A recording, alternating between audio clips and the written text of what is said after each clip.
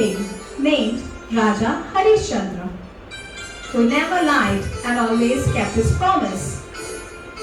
He ruled his kingdom very wisely, and his kingdom was very happy and prosperous. He was well known for his truthfulness. One day, while sitting, Lord Brahma was thinking about the most truthful soul present on the earth. And while thinking so, he decided to test the honesty and truthfulness of Raja Harishchandra.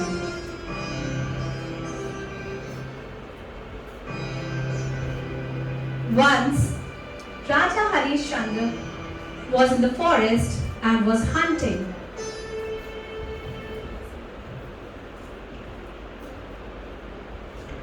He went to the forest for hunting.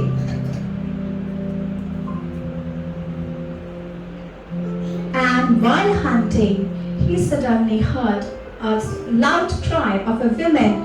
Ah! And as soon as he heard, he started searching and ran for the help. While searching and running here and there, he, by mistake, entered the premises of Vishwamitra. Vishwamitra was sitting and meditating. Vishwamitra was in his meditation and got disturbed and said, कौन हो तुम जिसने हमारी साधना में विघ्न डाला है? क्षमा चाहता हूँ मुनिवर, ये गलती मुझसे अनजाने में हुई। गलती गलती होती है वत्स, चाहे वह अनजाने में क्यों न हो। Raja Harishchandra apologized to Vishwamitra and promised to donate all his kingdom to Vishwamitra. मुनिवर, मैं इस गलती का प्रायश्चित करना चाहता हूँ और मैं इस बदले में आपको अपना पूरा राजपाट सौंप रहा हूँ। Harishchandra and Chandramati gifted their entire kingdom to Vishwamitra, but Vishwamitra was not satisfied and hence he asked for the dakshina as well.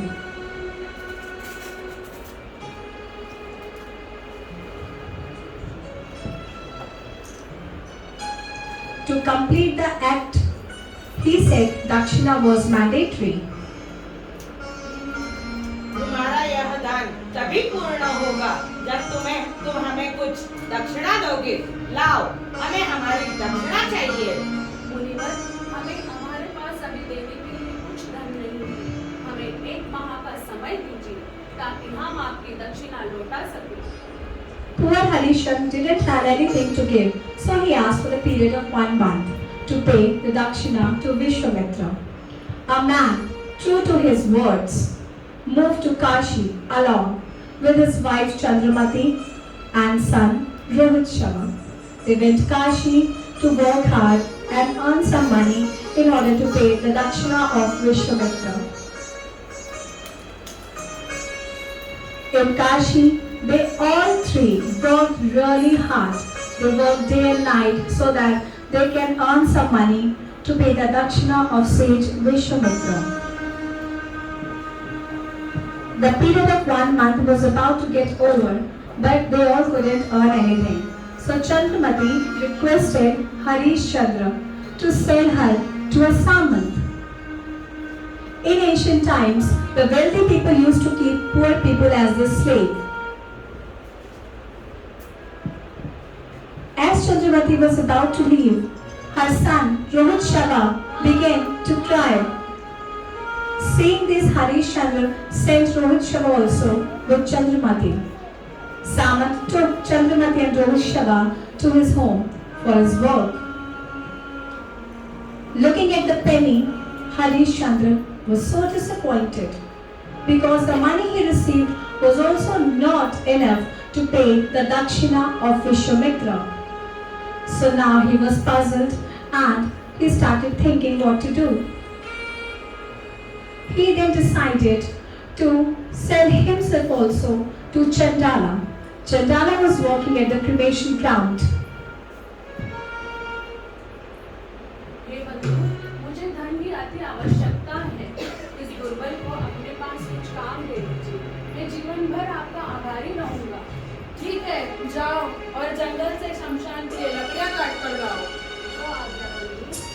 Harishchandra started working very hard at cremation ground for Chandala.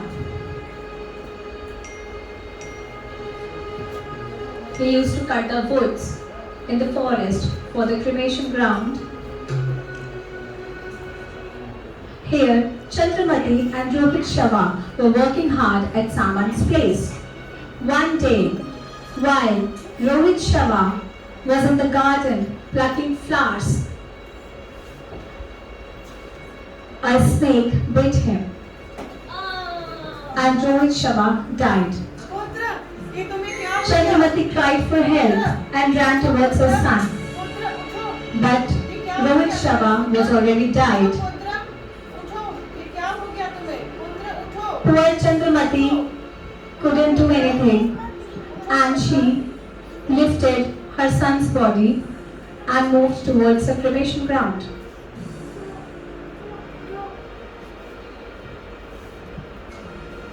Chandramati was unconsolably crying because she has lost her only son. On reaching cremation ground, Chandramati met Raja Harishchandra, who was working there for Chandala. Harishchandra was broken while seeing his only son dead and said, हे प्रभु, हमारे पुत्र को क्या हो गया?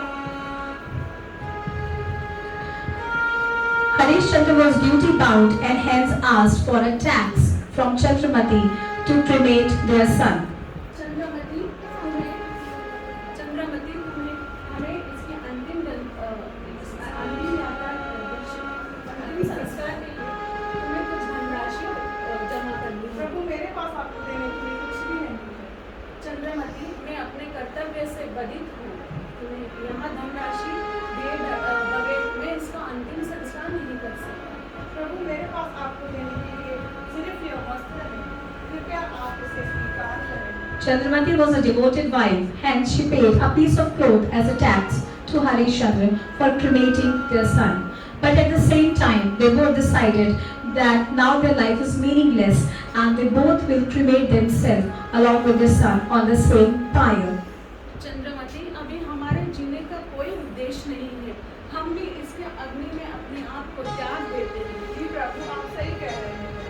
As soon as Chandramati and Harishchandra were about to light on the pyre, all of a sudden Chandala, who was actually a Yamraj, turned and took his actual face and came out to take their lives. मैं तुम्हारे प्राण लेने आया हूँ।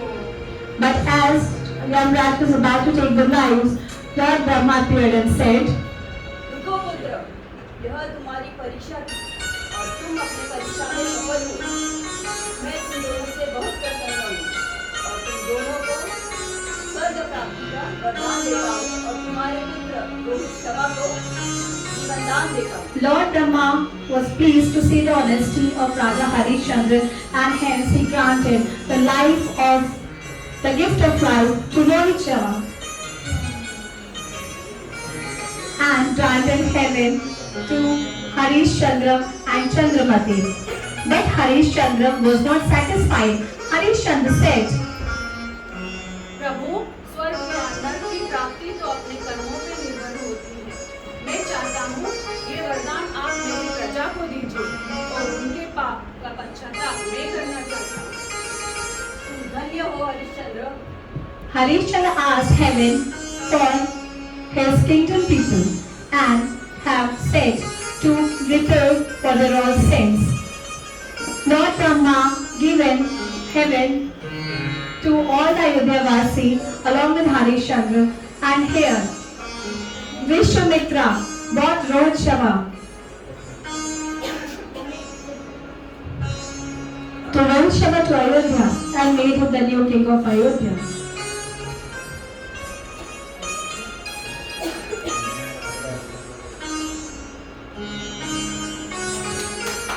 So this is all about the story. Raja Harishchandra. I hope you all have enjoyed the story.